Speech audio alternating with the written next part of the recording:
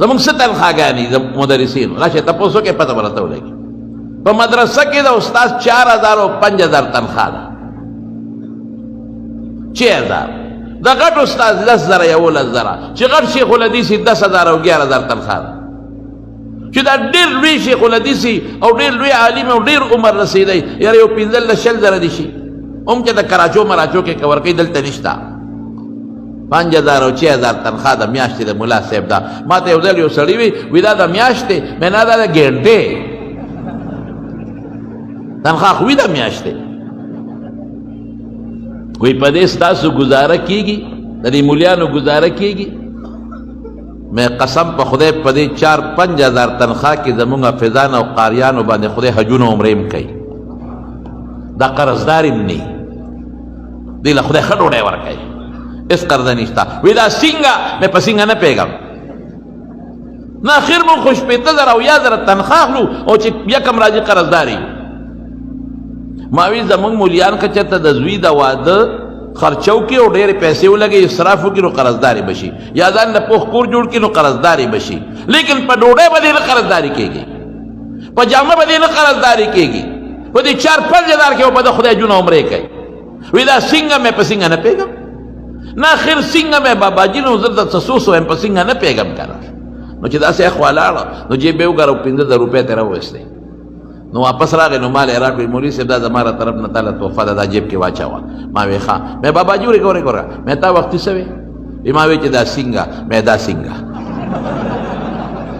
ستا لکه خدای واچوله ستا له جیب نه یې راویسته زما جیب ته دننه کړې دا څنګه شو ته وایې دا مولیان د لوږې مري ها ماشاءالله ډوډۍ خو موږ خوړ تاسو څه خوړه خفه کېږې اما تش لاوړه مو خوړ لاوړ تور باټینګڼ مو خوړه دا ستاسو خوراک دی چیلي مونږ وخوړل ګډان مونږ وخوړل چرګان مونږ وخوړل چې کوم ځای له ځو چرګان دي او ګډان دي او چیلي دي یقین په خدای که سار تلم یو ځای کې دستاربندي وه مولوي صاحب ما ته ډوډۍ وخوړه مې نه هلته زمونږ خپله مدرسه کې دستاربندي ده وی ډوډۍ مې پخ برابر کړې ده چیلې او ګډه غوښه ورسره کړې مې ده مې بس چې تاسو یې خورئ دی نه خورم مونږ ته اکثر خلک وایي چیلې د لالو دا زما دوستان دي او مونږ له ډوډۍ ټیم راکړه مې چیلې خبره پرېږده ساګ او ټیپر یادوه مونږ ساګ او ټیپر خورو دا غوښه مې غوښو نه سیکن یو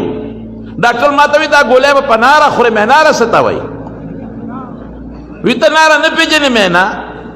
نه وایي چې سړی وږي که نه مې زه وږي نه یم زه هر وخت د خدای په فضل موړی یم وږي به ته مونږ وږي نه یو د خدای فضل هر وخت ډوډۍ خدای راکوي یو ځای کې یو بیان و چې په هغه کوڅه کې چې ختم بره جومات و نو په هغه لاره کې د چرګانو دوکانونه و د پارامي چرګان نو چې زه بره وختم خلکو ته مې دا خبره ذهن لراله دا مې ورته کوله مې اوس هم چې راتم چې چرګانو یو بل ته کتلي او زه لیدم که نه یو بل ته چې هغه بیا راغی زمونږ د برکت حلالیږي او خلک یې خوري ډوډۍ مونږ له خدای راکړه ډوډۍ د چا لاس کې راوایې داسې نه شوق سره دا عقیدې خبره چې الله خوشحاله شي ډوډۍ څوک راکوي عزت د چا لاس کې دی شوق سره چا لاس کې دی ذلت د چا لاس کې دی بچي د چا لاس کې دی ژوند چا سره دی مرګ چا سره دی بس خبره ختم ام من شيء الا عندنا خزائنه وما ننزل الا بقدر معلوم الله وی د ارش خزانه ما سره ده په یو خاص اندازه ورکو کافر له خدای روزي ورکي چې هغه بت ته سجده لګي رام کوي هغه له خدای روزي ورکي او چې کوم د پیغمبر حدیث او د خدای قرآن ته ناست دی هغه به نه ورکي دا خو وړې خبرې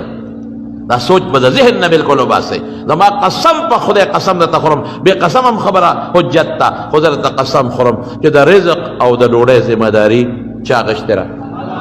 وما من دابة في الارض الا على الله رزقها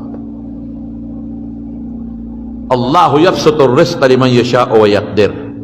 رزق فراخول او تنگول زما کار دی الله ان الله هو الرزاق ذو القوة المتين